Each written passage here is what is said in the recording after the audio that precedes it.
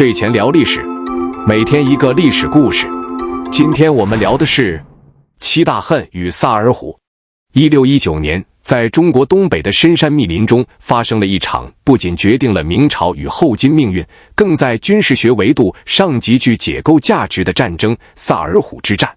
但今天我不打算仅仅带大家复述一遍思路丧失的历史过程，我们要换一个视角，从非对称战争的深度逻辑出发，去剖析当满洲早期的那种原始、高效、高机动的军事组织撞上明朝已经极度官僚化、僵硬化且充满了内部损耗的军事体制时，为什么会出现那种令人绝望的降维打击。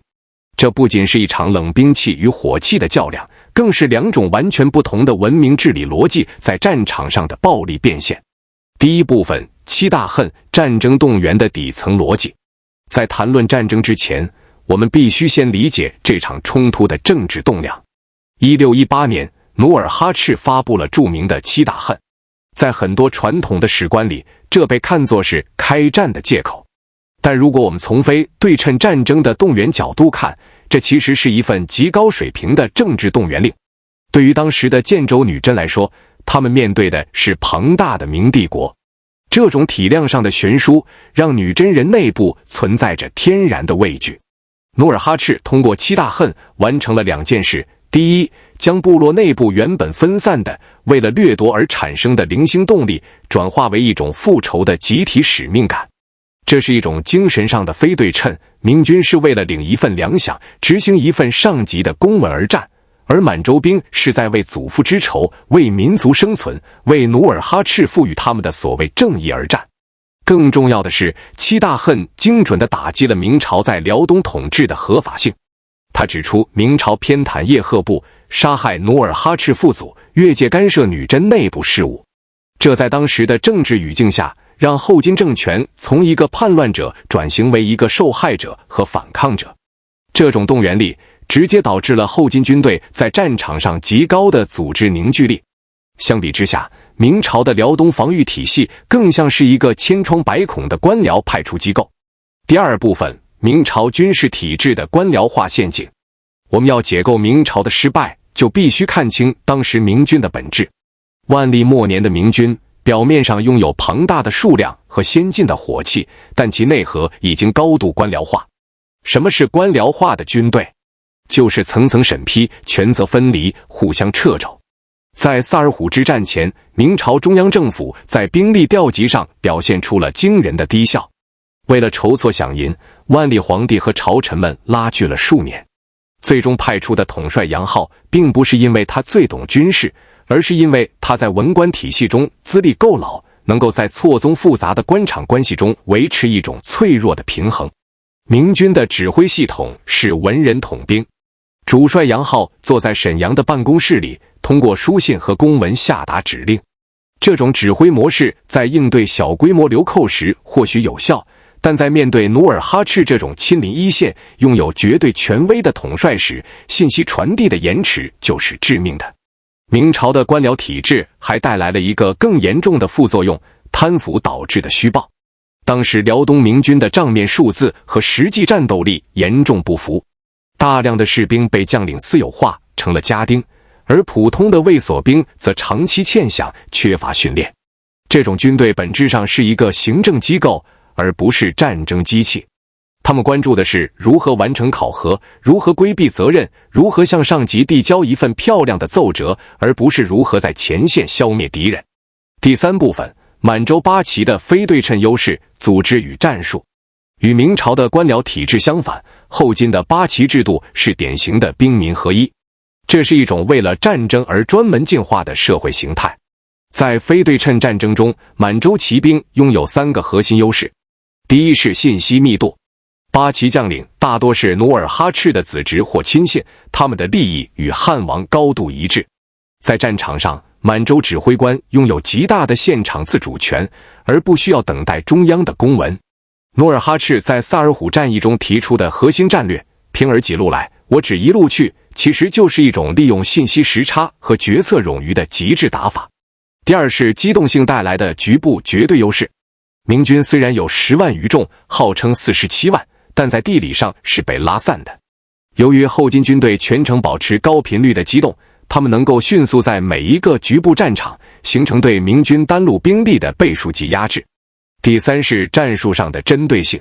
很多人认为满洲骑兵只会冲锋，实际上萨尔浒之战中，满洲兵表现出了极强的针对性。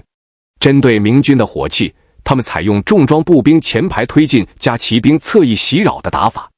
他们利用辽东复杂的地形，选择在清晨雾气弥漫或黄昏视线不佳的时机发动攻击，直接废掉了明军火器的射程优势。第四部分，萨尔浒战役的深度解构。现在我们进入1619年3月的那个血色春天。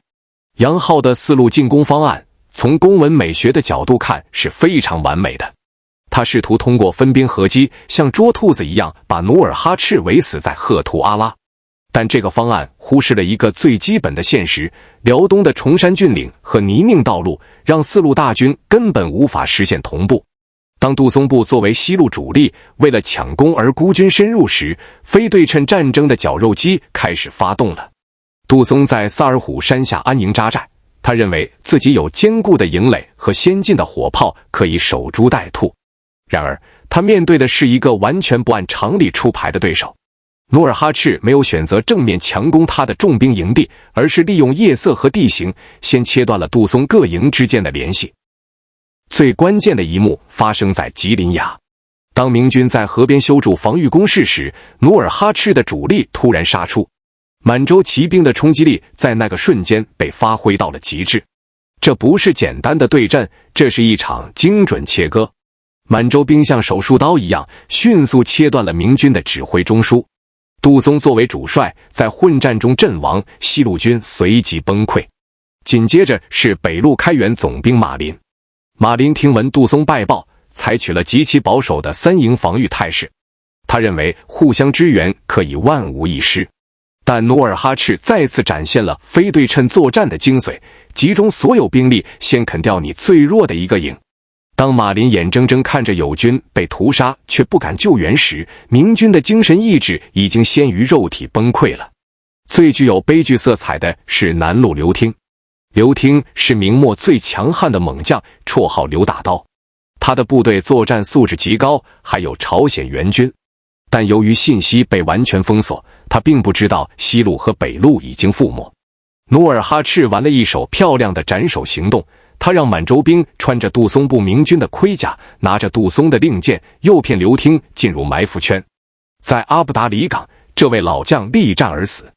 最后一路李如柏在接到3路全没的消息后，吓得魂飞魄散，不发一箭便狼狈撤退。第5部分，体制的黄昏。萨尔浒之战结束后，明朝上下都在反思，但他们反思的结果往往是杨浩无能或者饷银不足。很少有人意识到这是一个体制性的崩溃。在非对称战争的框架下，明朝的失败在于它的成本过高。明朝动员一次辽东会战，需要消耗国库数年的积蓄，需要调动全国各地的精锐部队，如川兵、浙兵。而努尔哈赤的动员成本极低，八旗子弟自带马匹武器，战时为兵，平时为民。这意味着明朝无法承受失败。一旦精锐丧失，他需要极长的时间去重新培养和调集，而这段时间足够后金完成对辽东土地的蚕食。更深刻的非对称在于，明朝的军事决策是受制于官僚斗争的。前方的将领不仅要防备背后的冷箭来自朝廷的弹劾，还要考虑如何平衡内部的派系。而努尔哈赤的政权处于初创期，其内部的利益分配是直接且血腥的，战胜就有土地和奴隶，战败就有一切消失。这种原始的动力在战场上转化为了一种明军无法企及的侵略性。第6部分，结语。萨尔浒之后，辽东的态势发生了根本性的扭转。明朝从战略进攻彻底转入战略防御，但这种防御依然是官僚式的。后来的孙承宗、袁崇焕虽然构建了宁锦防线，试图用坚城利炮来抵消满洲骑兵的野战优势，但这本质上只是在延长一个垂死体制的寿命。因为宁锦防线的背后依然是那个腐败、低效、充满了内耗的明朝中央政府。当我们今天回看七大恨与萨尔浒，我们要看到的不仅仅是战争的惨烈，更要看到一个道理：当一个庞大的帝国陷入官僚主义的泥潭，它的规模反而会成为它的负担；而一个高效、灵活、拥有极强生存意志的小规模力量，只要找到了对方体制的软肋，就能完成那场看似不可能的逆袭。这就是萨尔浒之战留给后世最深刻的军事学启示。感谢观看本期时光 Gamers。如果你也想拾起这段历史的碎片，请在评论区告诉我。我是每天一个历史故事，我们下期见。